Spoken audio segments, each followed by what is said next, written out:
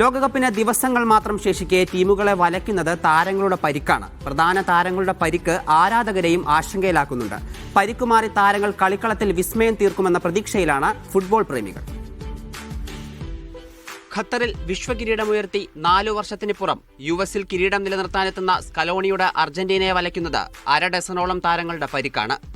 Captain Lionel മെസ്സിയും കഴിഞ്ഞ ലോകകപ്പിലെ ഹീറോയായ ഗോൾ കീപ്പർ എമിലിയാനോ മാർട്ടിനസ് അടക്കം പരിക്കിന്റെ പിടിയിലാണ്.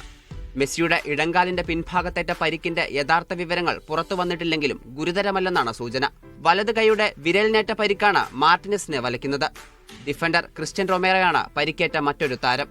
റൈറ്റ് ബാക്കുകളായ മൊളീനയും ഗോൺസാലോ മോണ്ടിയലും പേശിക്കേറ്റ പരിക്ക് കാരണം വിശ്രമത്തിലാണ്.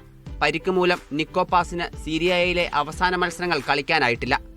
പേശിക്ക് പരിക്കേറ്റ വിങ്ങർ നിക്കോളാസ് ഗോൺസാലസും വിശ്രമത്തിലാണ്.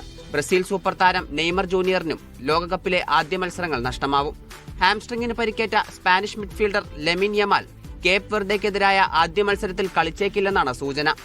ജൂൺ 15-നാണ് ലോകകപ്പിലെ സ്പെയിനിന്റെ ആദ്യ മത്സരം. ക്രൊയേഷ്യയുടെ മിഡ്ഫീൽഡ് മജീഷ്യൻ ലൂക്ക മോഡ്രിച്ചിന് കഴിഞ്ഞ മാസം കവിളലിന് പരിക്കേറ്റിരുന്നു. പരിക്കിൽ നിന്നും പൂർണ്ണമായി മുക്തനായിട്ടില്ലെങ്കിലും ലോകകപ്പിലെ ആദ്യ മത്സരത്തിൽ കളിപ്പിക്കാൻ സാധ്യതയുണ്ട്. ബയൺ മ്യൂണിക്കിനെതിരായ ചാമ്പ്യൻസ് ലീഗ് സെമിയിൽ മൊറോക്കൻ ഡിഫൻഡർ അഷ്റഫ് ഹക്കീമിക്കും പരിക്കേറ്റിരുന്നു. പോർച്ചുഗീസ് ഡിഫൻഡർ ന്യൂനോ മെൻഡസും പരിക്കിന്റെ പിടിയിലാണ്. PSG-യുടെ ഇരു ഡിഫൻഡർമാരും ലോകകപ്പിൽ കളിക്കുമോ എന്ന കാര്യത്തിൽ ആശയക്കുഴപ്പമുണ്ട്. Sports desk, media 1.